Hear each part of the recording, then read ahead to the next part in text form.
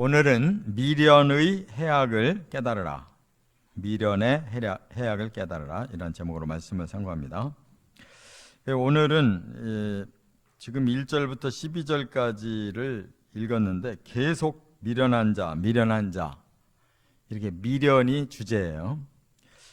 이 미련이라는 단어는 원어가 캐실이라고 되어 있는데, 이 캐실이라는 말은 바보, 멍청이 이런 뜻이 있어요. 그런데 이것은 영적인 바보, 영적인 멍청이를 의미합니다. 다시 말하면 사람은 영과 혼과 몸으로 이루어져 있는데, 영이 완전히 막혀 있는 사람들, 도저히 하나님과의 관계를 맺을 수가 없는 그러한 꽉 막혀 있는 영을 의미하는 거예요. 왜 그러냐? 중간에 사탄이 가로막아 가지고 도무지 하나님과 교통할 수가 없도록 막힌 사람을 영적인 미련이라고 말하는 겁니다. 이제 이런 사람들의 특징은 뭐냐? 철저히 자기 중심이에요. 자기밖에는 믿는 게 없어요. 그래서 조금 더 영적으로 열려있질 않기 때문에 고집불통, 보통 우리가 똥고집이라고 그러는 거, 하여간 자기 중심에 사로잡혀서 자기 생각대로만 전부 옳다고 말하는 이런 사람들을 의미하는 겁니다. 이 캐실이라는 단어에는 또 하나 힌트가 있는데, 이게 그 별 중에 삼성이라는 별이 있어요. 그걸 오리온이라고도 하는데, 이 별이 의미하는 그 원어도 똑같이 캐실이에요. 여기에서 말하는 뜻은 오만하다는 뜻이에요. 오만하다. 그러니까 너무 자기를 잘났다고 생각하는 거예요. 별 중에서도 오리온 성자에 대해서 이 히브리적인 그런 어원이 바로 오만하다라는 뜻을 가지고 있어요. 그렇기 때문에 이건 굉장히 사탄과 밀접한 관계가 있는 겁니다. 사탄도 그렇게 오만한 자예요. 자기를 하나님보다도 더 높이려고 하는 이런 교만 때문에 타락하고 하나님 앞에 쫓겨난 자고, 또 사람을 꼬여가지고 넘어뜨려서 이 세상을 지배하고 있고, 끝까지 하나님보다는 자기가 더 높아지려고 하는 이런 자가 사탄입니다. 그런 내용이 어디에 나오느냐? 욥기에 보면 9장 9절에 하나님께서 북두 칠성도 지시고 삼성도 지시고 묘성도 지시고, 근데 도무지 그들이 자기를 최고로 안다는 거예요. 그래서 욥기 38장 31절로 내려가 보면 그거를 다스릴 분은 오직 하나님 한 분밖에 없다, 이렇게 말씀을 하고 있어요. 그러니까 이것이 영적인 세계의 비밀입니다. 이 세상에서는 신의 존재, 영의 존재가 안 보이기 때문에 그냥 사람들은 눈에 보이는 대로 사는데, 사실은 이 악령에게 사로잡혀서 도무지 하나님의 영을 모르고 하나님의 영과 통하지 못하는, 이렇게 사탄과 이 미련한 자는 그냥 같이 합세해 있는 관계다, 그 말이에요. 자, 이런 사람들은 어떤 결과를 맺느냐 하는 거예요. 그 해악을 세 가지로 말씀했어요. 첫째, 1절부터 3절까지 보면 미련한 자는 영에 대신 매가 돌아간다. 다 자기를 높이고 훌륭하다고 인정받고 싶어 했는데 결과적으로 매가 돌아간다라는 말은 하나님의 심판이 임한다는 뜻이에요. 그래서 여기 1절에도 그랬죠. 그 미련한 자들은 영예가 적당하지 않다. 자기들은 굉장히 영예를 추구하지만 그들은 미련한 자들, 하나님과는 관계가 없이 사는 자들이기 때문에 영예는 그들에게 적절하지 않다. 돌아갈 수가 없다. 그래서 하는 짓이 여름에 눈이 오고 추수 때 비 오듯이 계속 어깃장만 놓는 삶을 산다는 거예요. 또 2절에 보면 까닭없는 저주는 참새가 떠드는 것과 제비가 날아가는 것 같이 이루어지지 않는다 그랬어요. 그들은 계속 다른 사람을 저주한대요. 까닭 없이 저주한대. 그러니까 굉장히 부정적인 자들이에요. 그런데 그거 안 이루어진다는 거예요. 왜냐? 까닭 없는 저주는 하나님께서 원하지 않으셔요. 저주는 죄를 짓는 자에게 오는 거지, 의롭고 선하고 거룩하게 사는데 오히려 이런 미련한 자들이 그들을 저주한다고 해서 저주 임하지 않는다 그 말이고, 3절에서는 이 말에게는 채찍이요 나귀에게는 재갈이요 미련한 자의 등에는 막대기다.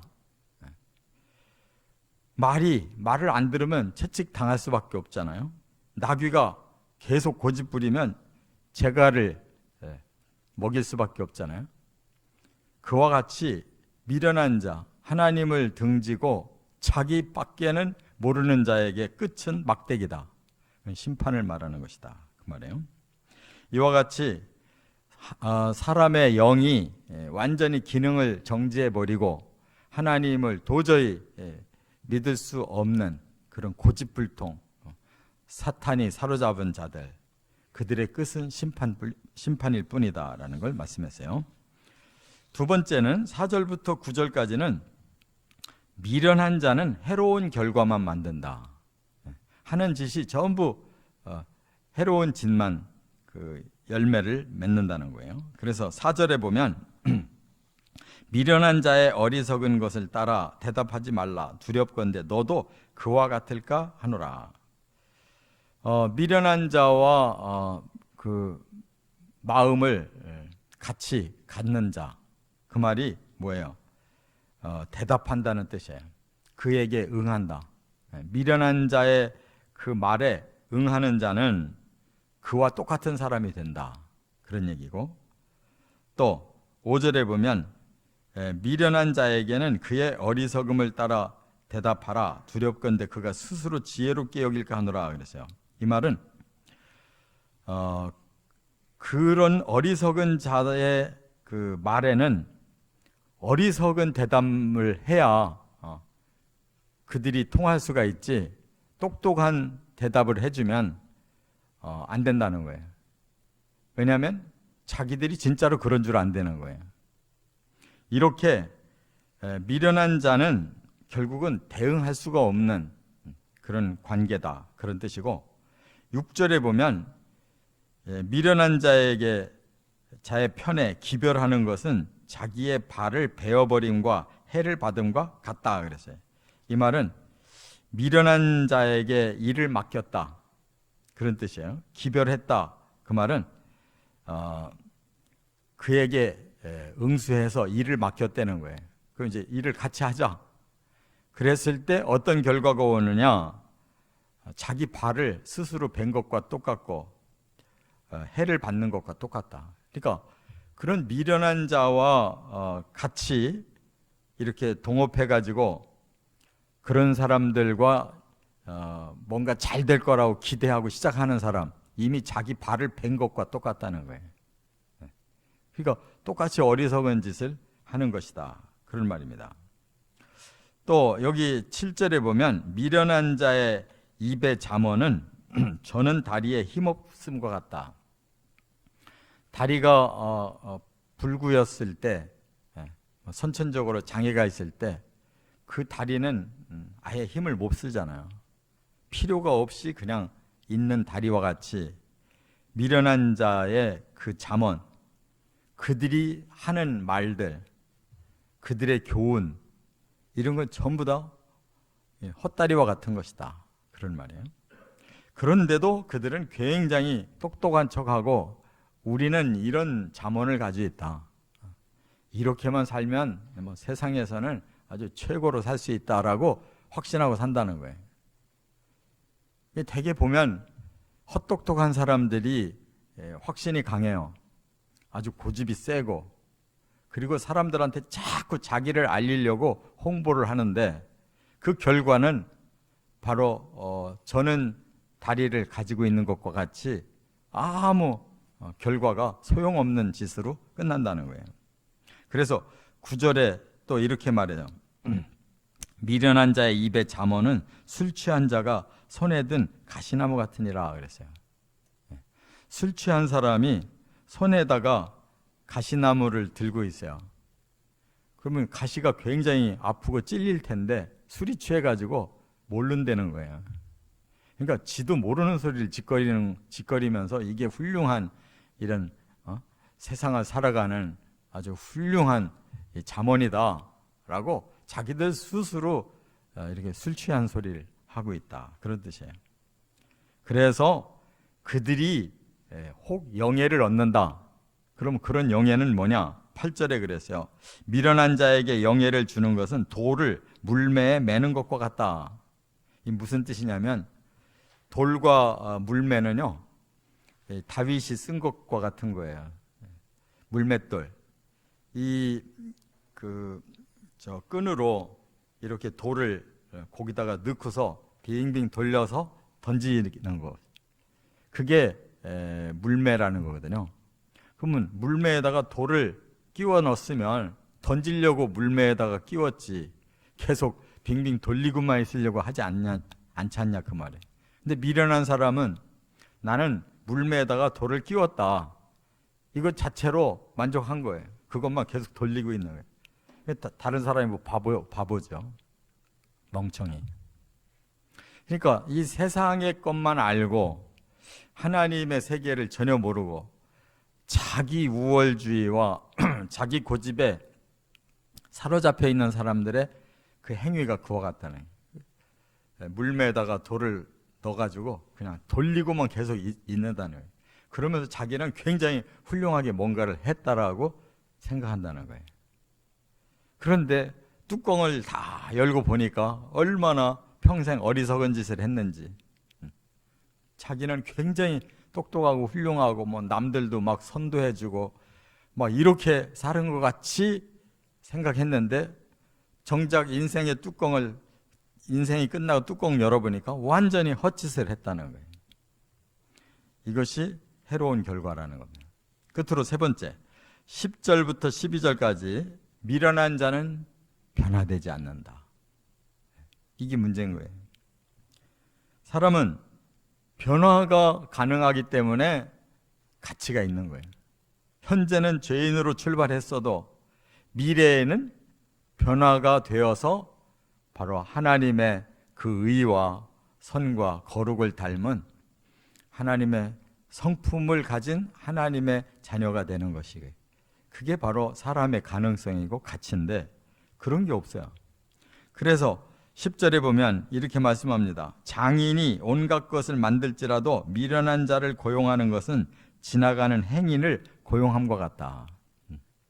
훌륭한 장인이 나 같은 훌륭한 장인을 만들어야 되겠다 해가지고 사람을 고용했는데 미련한 사람을 고용했어요. 그 사람은 행인 지나가는 행인을 고른 것처럼 끝까지 장인이 될 수가 없다는 거예요. 불가능한 사람을 잘못 골랐다는 거예요. 그 다음에 11절에도 미련한 개가 그 토한 것을 도로 먹는 것 같이 미련한 자는 그 미련한 것을 거듭 행하느니라. 그러니까 사람과 개의 차이는 겉으로 보면 잘 통해요. 막 굉장히 사랑스럽고 이쁜 짓 하고 하는데 개는 그것이 끝이에요. 사람은 거기에 그치지 않고 더 깊은 세계로 들어가야 돼요. 개는 지 먹을 것만 생각하고 그냥 꼬리만 치고 좋은 관계만 유지하면 개는 끝이에요. 목적이 더 이상 없어요. 바로 그와 같이 미련한 자는 이 세상에 잘 먹고 뭔가 지가 원하는 대로 잘 되고 그냥 욕망을 이루기만 하면 되는 이런 개와 같은 인생을 사는 자들이에요. 그렇기 때문에 그들은 거듭 그것만 행하지 그 이상의 발전이 없다는 거예요. 사람은 변화가 있는데 개는 변화가 없어요. 본능 그대로만 지 원하는 대로만 이루고 사는 거예요. 12절에 보면 네가 스스로 지혜롭게 여기는 자를 보느냐 그보다 미련한 자에게 오히려 희망이 있느니라. 스스로 지혜롭다.